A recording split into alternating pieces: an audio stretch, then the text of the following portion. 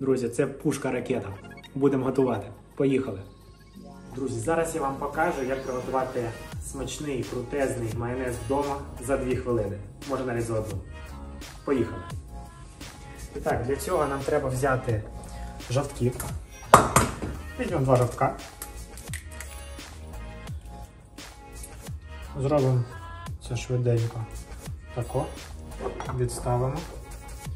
Візьмемо ще одне яйце. Також можна робити це тако. Бачите, чих. І яйце, жовточок у вас в руці.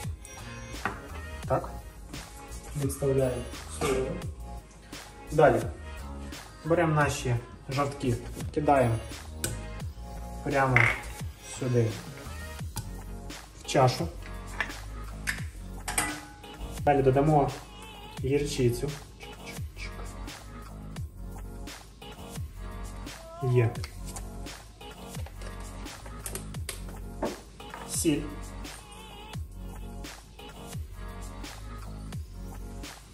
І нам потрібно олія.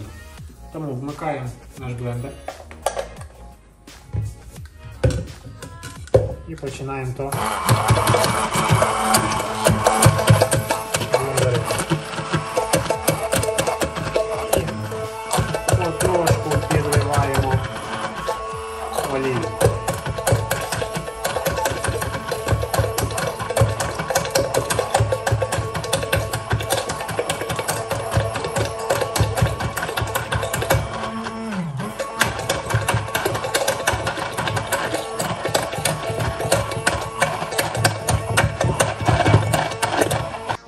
Останній штрих.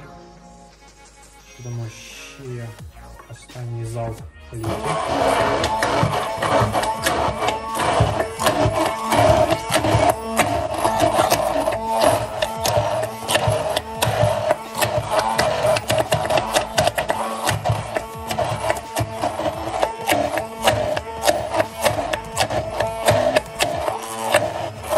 Для того, щоб нам закінчити наш майонез по смаку, пропоную трошки капнути лимонного соку. І ще раз його.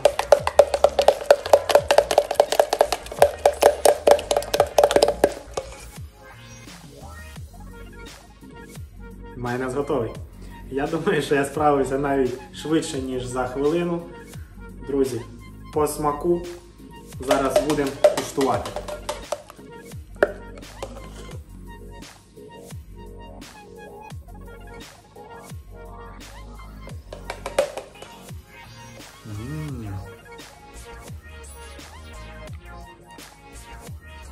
Друзі, це пушка-ракета. Ну що, я думаю, я справився з задачею.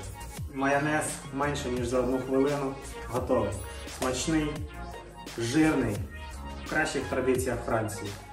Я думаю, вам треба його обов'язково приготувати, взяти собі на замітку, і ви точно більше не будете купувати майонез магазинний. Чекаю ваш коментар, що ви хочете, щоб я приготував для вас наступне. Подивіться обов'язково відео, які виб'ють у вас тут. Вони дуже круті і корисні. Ну а я буду з вами прощатися. Гарного дня. Па-па!